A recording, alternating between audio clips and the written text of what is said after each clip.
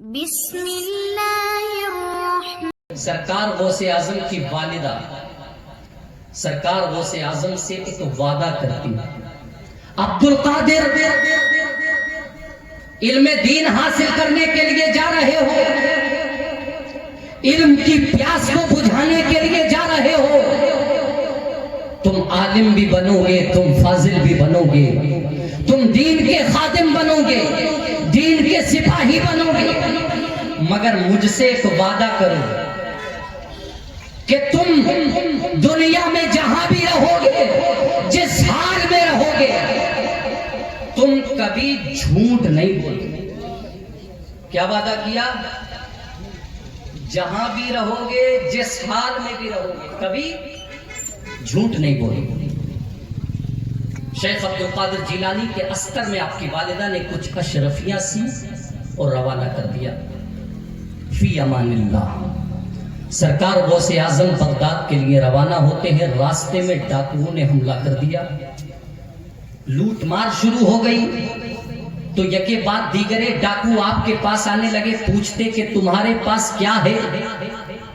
تو شیخ عبد القادر جیلانی فرماتے میرے بغل کے استر میں کچھ اشرفیاں سلی ہوئی ہیں۔ مچل کر بول دیں سبحان اللہ۔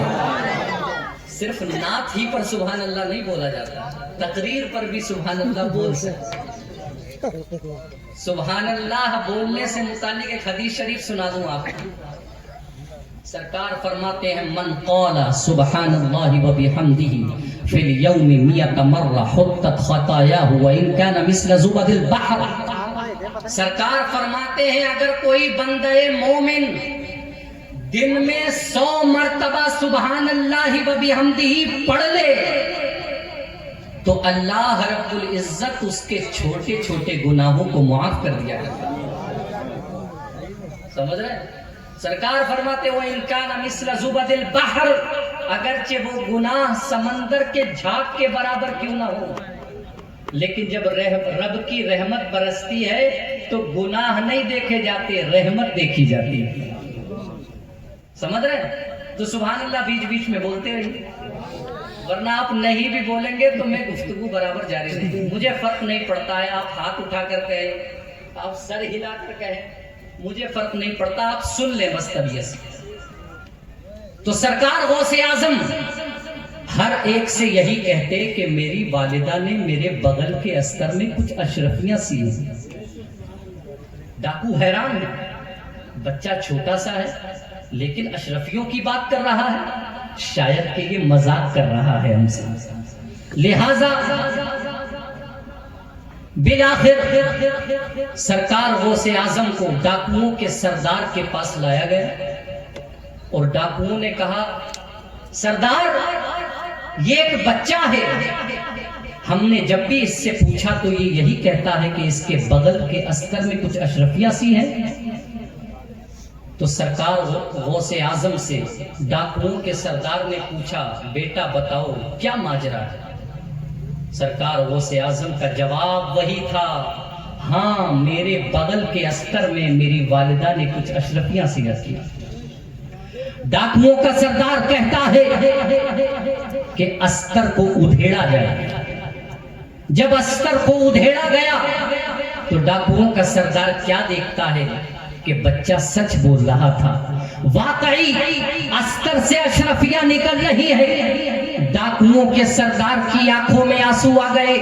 ڈاکوؤں کا سردار کہتا ہے کہ اے بیٹا تم یہ خزانہ ہم سے چھپا بھی سکتے تھے، تم جھوٹ بھی بول سکتے تھے، تم اس کو بچا کر بھی لے جا سکتے تھے، لیکن تم نے سچ کیوں بول دیا؟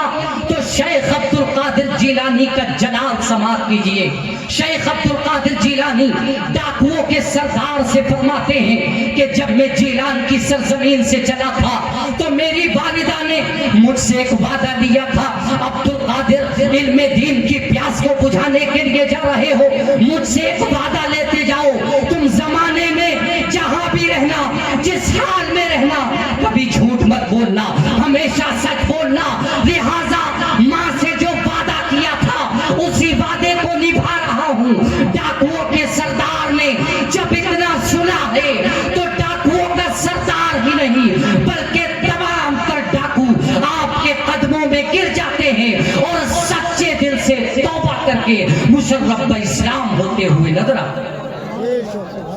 پیارے مسلمانوں، یہ ایک وعدہ ہی تو تھا جو ایک ماں نے اپنے بیٹے سے کیا تھا، اور ایک ہم ہیں نہ جانے کتنے وعدے کرتے ہیں اور پھر بے وفائی ہماری فطرت میں رچی ہے اور بسی ہے۔ پیارے مسلمان، اللہ کے پیغمبر حضرت اسماعیل ذبیح اللہ علیہ السلام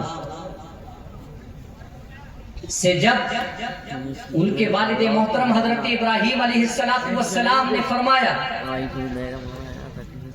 یا بنی انی ارى فی المنام انی اذبحک فانظر ماذا ترى، بیٹے میں نے خواب دیکھا ہے کہ میں تمہیں ذبح کر رہا ہوں، فانظر ماذا ترى، تمہاری کیا رائے ہے، بتاؤ تمہاری کیا رائے ہے۔ قال یا ابت افعل ما تؤمر ستجدنی ان شاء اللہ من الصابرین،